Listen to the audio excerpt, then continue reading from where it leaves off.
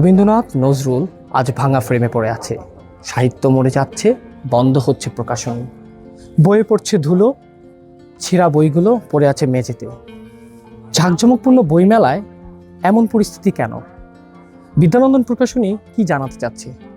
নীরব প্রতিবাদ, নাকি পাইরেসি যারা করছে তাদের জন্য কঠোর এক বার্তা?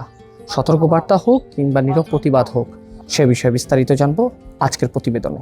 অর্ধেক নামানো শাটার, এলোমেলো পড়ে থাকা ভাঙা চেয়ারের স্তূপ, ধুলোর আস্তরে ঢাকা পড়ে আছে বাংলা সাহিত্যের দিকপালদের প্রতিকৃতি।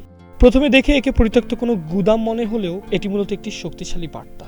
আমরা যখন ইন্টারনেটে ফ্রিতে বই খুঁজি কিংবা বইয়ের অংশ বিশেষ স্ক্যান করে ছড়িয়ে দেই, তখন সাহিত্যের যে করুণ দশা হয় এটি তারই এক জীবন্ত প্রতিফলন। এটা আসলে যে পাঠকদের একটা মেসেজ দেওয়া, এটা আইডিয়া, এটা বলতে গেলে আপনার আমাদের যে ফাউন্ডার বা প্রকাশক দাদা কিশোর কুমার দাস, ওনারই এটা আইডিয়া।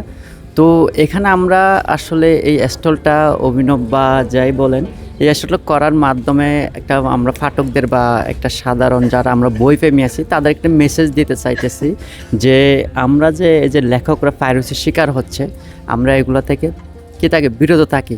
এই যে আপনারা দেখেন সোশ্যাল মিডিয়া, ফেসবুক, টুইটার বা ইনস্টাগ্রাম যাই বলেন, এগুলো আসার পরে 30% লেখক হারিয়ে গেছে।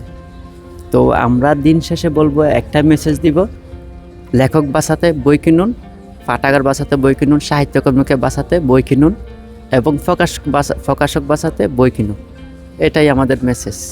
বিদ্যানন্দন প্রকাশনী জানাচ্ছে এক ভয়াবহ পরিসংখ্যান। অনলাইনে প্রকাশিত সাহিত্যের প্রায় 80%ই পাইরেসি শিকার। আর ন্যায্য সম্মানই না পেয়ে ইতিমধ্যে হারিয়ে গেছেন প্রায় 30% লেখক। আপনি যখন সোশ্যাল মিডিয়ার কোনো বইয়ের চুম্বক অংশ শেয়ার করছেন, প্রচার বাড়ছে ঠিকই, কিন্তু দিন শেষে পকেট ভরছে কেবল বড় বড় টেক কোম্পানিগুলোর। মাঝখান থেকে না খেয়ে মরছে প্রিয় লেখক আর প্রকাশনীগুলো। প্রশ্নটা এখন আমাদের সবার কাছে, আমরা কি লেখককে স্রেফ একটা লাইক দিয়ে বিদায় দিব, নাকি তার পরিশ্রমের মূল্য দিয়ে বই কিনে তাকে বাঁচিয়ে রাখবো? এই ভাঙা স্টলটি আসলে একটি সতর্ক বার্তা। আমরা সচেতন না হলে অদূর ভবিষ্যতে লাইব্রেরিগুলো এভাবেই পরিত্যক্ত হয়ে পড়বে। সাহিত্য মরে গেলে জাতি হিসাবে আমাদের কোনো পরিচয় থাকবে না।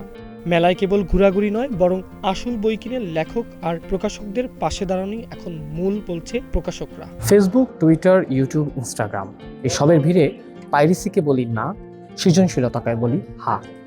সাহিত্য মরে যাচ্ছে, বন্ধ হচ্ছে প্রকাশনী। এই বন্ধ হয়ে যাওয়া প্রকাশনী একসময় বন্ধ হবে লাইব্রেরি, এমনই প্রতিবাদী ভাষায় জানাচ্ছিল বিদ্যানন্দন প্রকাশনী। আগামী অদূর ভবিষ্যতে যদি বেঁচে থাকতে হয় বইকে নিয়ে, তাহলে সৃজনশীলতাকে হা বলতে হবে, তেমনটাই জানাচ্ছিলেন বিদ্যানন্দন প্রকাশনীর কর্তৃপক্ষ, সাধারণ মানুষ। পাইরেসির এই যুগে বই এবং লেখক উভয় যাতে উপকৃত হয়, পায় পরিপূর্ণ মর্যাদা, তাহলেই বাঁচবে সাহিত্য। ইমদাদ ইয়ামিন, নাগরিক প্রতিদিন, ঢাকা।